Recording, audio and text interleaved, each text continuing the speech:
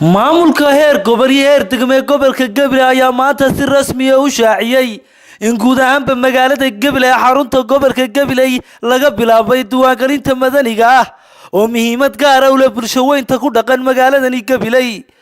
howlwadeennada kala duwan ee ka socda wasaaradda arrimaha gudaha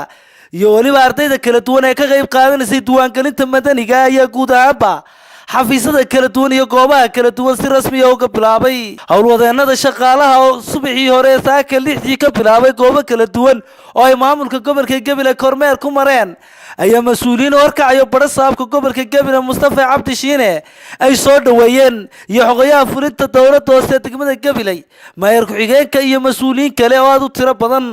waxaana dhammaan hadaladoodii kamid ahaa halkan waxa noogu diyaara oo wasaaradda arrimaha gudaha ay soo gaarsiisay 13 sanduuq oo loogu talagalay in lagu diiwaangeliyo dadweynaha gobolka Gabiley. maanta waxaa gobolka Gabiley qaasatan caasimadda Gabiley si rasmi ah uga bilowday diiwaangelintii muwaadinka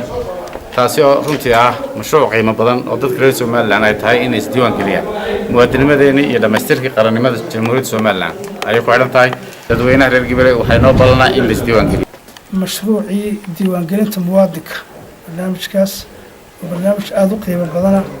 oo lagu kala saarayo muwaadinka iyo qofka aan muwaadin ahayn. iminka maanta halkan dardaarkan isku tiiray waxa weeye inaad shaqada laabtaan in mas'uuliyad culus u shaqeeya saaray inaad qof kasta xilkasnimo muujiyo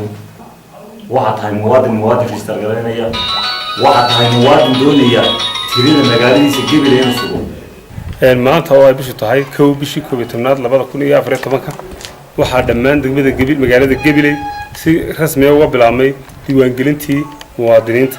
oo imika anagu maamulka gobolku ay ugu horeeyeen oo soo diiwaangelinay. haddaba waxaan leeyahay muwaadiniinta reer Gabiley ama dadweynaha reer Gabiley inuu qof waliba goobta ugu dhow iska diiwaangeliyo. saaka waxa ka bilaabmay gobolka Gabiley isdiiwaangelintii baryahan ba socotay runtii si fiican bay uga bilaabantay guud ahaan gobolka Gabiley waxaan leeyahay shacbi weynaha reer Gabiley in la isdiiwaangeliyo ayaa muhiim ah. geesta kalena dadweynaha reer Gabiley ayaa si diiran u soo dhaweeyay diiwaangelinta madaniga ah oo ahmiyad gaar ah dalka u leh guud ahaanba waana markii ugu horeysay ay si rasmi ah uga bilaabantay diiwaangelinta madaniga ah ee guud ahaanba dalka ka dhici doonta.